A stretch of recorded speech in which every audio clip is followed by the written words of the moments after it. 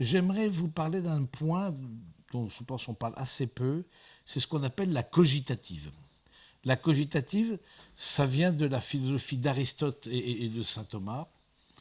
La cogitative, c'est l'intelligence émotionnelle des situations. La cogitative, et chaque mot est important. Intelligence émotionnelle des situations. C'est capital dans le discernement. L'enracinement dans un terroir, dans un milieu, dans une religion impacte notre sensibilité et notre jugement intuitif. Ce qui convient de faire, ce qui n'est pas opportun de faire à tel moment, à tel endroit. Voilà. La cogitative, c'est ce sens intérieur qui dit que ça convient de, c'est possible de faire, mais au niveau de la sensibilité, c'est ce lien entre la sensibilité et l'intelligence. C'est ce sentiment, sens intérieur, qui fait, cette membrane intérieure qui dit non, ça c'est pas en place. Ou ça oui, ça va bien. Je vous donne des exemples. Je vais visionner un reportage sur la sélection des forces spéciales. La sélection des forces spéciales, donc avec des exercices physiques extrêmement éprouvants, etc., parce que des personnes qui sont à elles seules une âme de guerre, j'allais dire. Et puis le colonel qui présidait à la sélection, il y avait tous étaient admis aux exercices physiques. Et puis il dit, celui-là, je ne le sens pas. Quand vous dites, tiens, ça, je ne le sens pas. Ça, c'est la cogitative. Pourtant, techniquement, il avait répondu positivement au test. Il dit, c'est un va-t-en-guerre, un trompe-la-mort. C'est important d'avoir une confiance dans la manière de réagir du soldat des forces spéciales qu'on envoie en mission, parce qu'il est seul sur le terrain. Et là, sa hiérarchie souvent à des milliers de kilomètres. Il est important que la hiérarchie lui fasse confiance, que ce n'est pas un garçon qui va être à vouloir avoir un contact armé avec l'ennemi, etc., etc. Je ne le sens pas. Hein, c'est un trompe-la-mort. Il est trop prompt à appuyer sur la gâchette. C'est pas ça qu'on lui demande. On lui demande, bon, il a des muscles, il a d'abord un cerveau. Et donc, du coup, on lui demande d'avoir une sensibilité aussi qui dit qu'est-ce qu'il convient de faire dans tel moment de tension, par définition. Un moment de tension, qu'est-ce qu'il ne convient pas de faire dans un moment de tension. Je vous donne un autre exemple. Une amie avait accouché, mais c'est un accouchement un peu difficile, etc. C'était à la maternité catholique à Paris, les petites sœurs de des maternités catholiques, et le médecin gynéco-obstétricien, qui était un homme qui avait déjà 30 ans de carrière derrière lui, ce n'était pas son premier accouchement, dit, qu'est-ce qu'on fait? Est-ce que je l'envoie à Necker, enfant malade, cet enfant, donc on déclenche l'artillerie lourde, ou est-ce qu'on le garde chez nous à la maternité? Et donc ça demande, parce que les critères objectifs, c'est-à-dire les résultats des examens, des études, etc., c'est une chose. Ensuite, le ressenti du médecin qui, face à un accouchement, se prononce, et là, c'est une vie qui est en jeu, donc c'est pas rien. Et finalement, il l'a gardé, et bien lui en a pris. Mais parce qu'il avait 30 ans d'expérience. Peut-être un jeune médecin n'aurait pas fait ça, aurait assuré, non, on envoie à Necker, on appelle le SAMU, on l'envoie directement à Necker.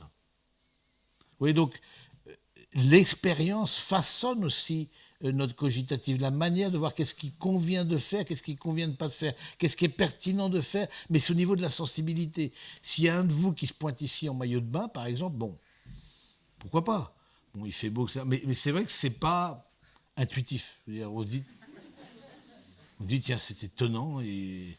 Alors de même, si je me mets à parler comme ça en regardant la porte, pourquoi pas? Il n'y a rien contre la foi et les mœurs. Mais c'est pas intuitif. C'est pas ce qui convient de faire. Et là, on est dans la sensibilité liée à l'intelligence. Vous voyez, cette membrane intérieure qui dit, tiens, c'est un peu curieux cette histoire-là. Pourquoi est-ce qu'il fait ça pour voilà. Donc, je trouve que c'est un point, un exemple qui est. Et puis aussi, je trouve qu'il y a un exemple auquel on ne prête pas attention. Vous savez qu'il y a une modification de la prière du Notre Père en français. Ça remonte déjà à un petit moment. Au lieu de ne nous soumet pas à la tentation, on est maintenant dans ne nous laisse pas entrer en tentation. Et c'est vrai que c'est quand même la modification en français du Notre Père, c'est quand même une chose archi sensible. Et là, il y a une sorte de cogitative, j'allais dire, collective. Parce que ne nous soumet pas à la tentation, on n'était pas forcément hyper à l'aise avec ça. On se dit, tiens, bon, soumet pas, Dieu qui soumet, qui veut tenter, un Dieu méchant, etc., etc. Bon, on n'était pas forcément appelé. Ne nous laisse pas en train de... Ah oui, d'accord.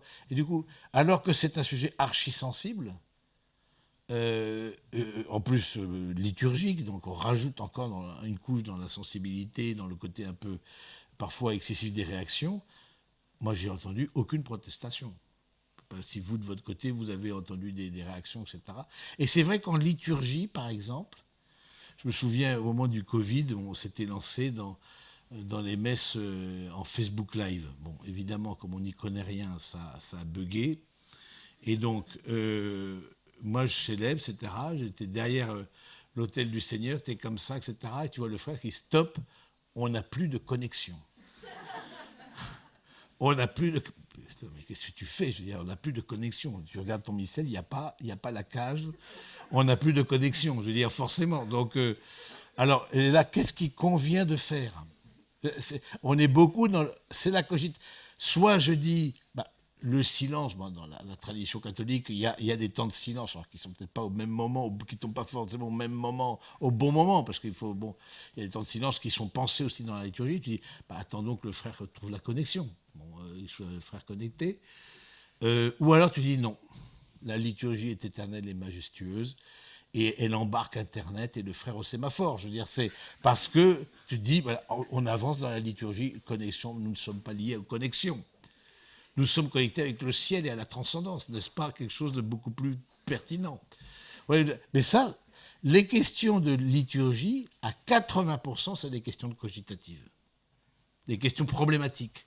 Quel chant il faut prendre? Quelle posture il faut avoir?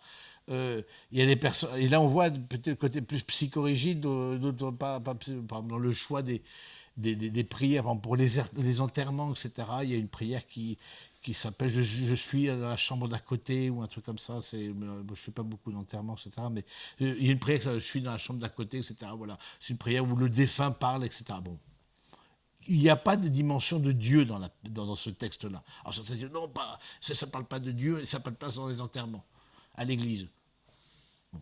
D'autres disent, et d'autres diront, pourtant c'était une prière qui parlait aux défunts, ou un texte qui parlait aux défunts, etc., qui n'avait rien contre la foi et les mœurs, si ce n'est que voilà, c'était le défunt qui parlait, je suis à côté de toi, en fait je suis à côté de toi, même s'il n'y avait pas des...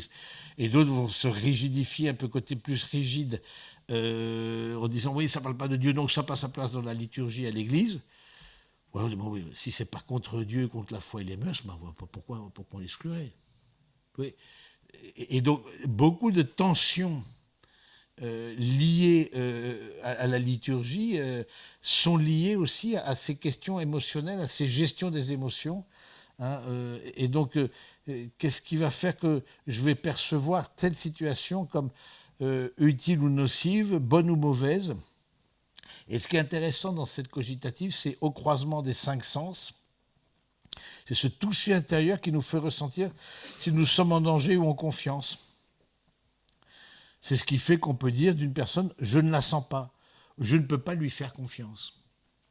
Pourtant, il n'y a pas eu forcément d'éléments objectifs d'un manque de confiance avéré, mais en tout cas, c'est un ressenti intérieur et qui vient du côté pratique. C'est vraiment un ressenti intérieur qui n'est pas un raisonnement abstrait. Donc c'est vraiment intelligence émotionnelle des situations.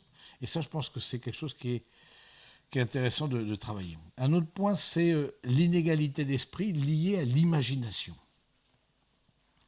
L'imagination, comme la cogitative, est un sens interne.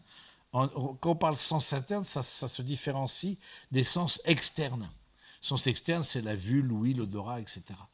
Ces sens internes, il y a, dans la philosophie d'Aristote, vous avez l'imagination, la mémoire et la cogitative sont des sens internes.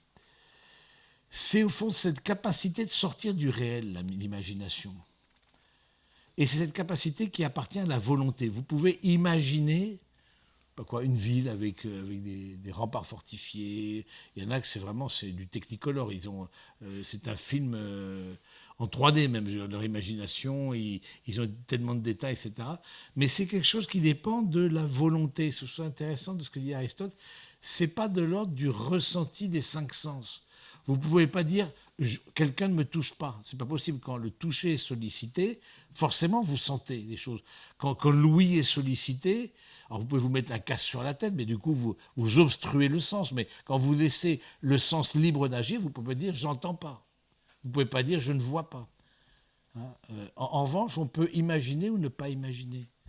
Et donc, c'est intéressant de voir comment le rapport que chacun d'entre vous avez à l'imagination, parce que c'est ce qui nous fait sortir du réel. L'imagination, c'est intéressant, Aristote il dit, l'imagination remplace l'expérience pour les jeunes. La jeunesse, qui n'a pas d'expérience, mais elle a l'imagination. Et l'imagination a quelque chose de positif. Par exemple, le chercheur, quand il décide de chercher dans telle direction, c'est qu'il a l'imagination d'une solution. Il a une imagination qui le met... De même, vous voyez, comme thérapeute de couple, le fait d'interroger le couple, ça demande beaucoup d'imagination. Il faut imaginer les situations et lui dire, tiens, si vous vous placez dans cette situation, comment vous réagirez, comment vous... Donc l'imagination est positive parce que parfois elle était plutôt catégorisée dans la tradition spirituelle catholique comme la folle du logis. Hein. L'imagination, comme elle nous fait sortir du réel, on la voit comme une folle du logis. Mais c'est vrai que l'imagination peut entraîner des sautes d'humeur parce que on s'imagine les choses, on s'imagine l'autre. La jalousie, quelqu'un qui est jaloux un peu de nature, si on peut dire, qui a une tendance à la jalousie, son imagination va jouer un grand rôle. Ah ben peut-être, elle a regardé un homme dans la rue. Oui, ben c'est sûr que la moitié des personnes qui passent dans la rue sont des hommes, donc c'est probable qu'elle a regardé un homme dans la rue. Oui, et du coup, j'imagine, parce qu'ils se sont donné rendez-vous, parce qu'elle connaît son numéro de téléphone. Oui, c'est l'image qui fait sortir du réel. Et si vous avez tendance comme ça à cette un peu jalousie maladive, mais ça peut être bien autre chose, hein, on se sent menacé, mais menacé, je rappelle, voilà, parano, mais parano, c'est une maladie, parano, c'est un peu une maladie, voilà, mais on se sent menacé, mais pas à raison. Je me sens menacé, il faut fermer les portes à clé, il faut appeler les gardes armés, il faut que c'est... Oui, mais attends, mais personne là nous menace. Je veux dire, mais non, mais si tu n'as pas vu celui-là comme il m'a regardé. Ça, c'est l'imagination. Donc c'est intéressant de voir comment l'imagination peut impacter l'inégalité d'esprit, justement, et donc nuire à notre discernement, provoquer des inégalités d'humeur. Hein, ça peut être à l'origine, c'est pas tant l'imagination, c'est ce que produit l'imagination ensuite, qui est, lui, cette production est dans le réel.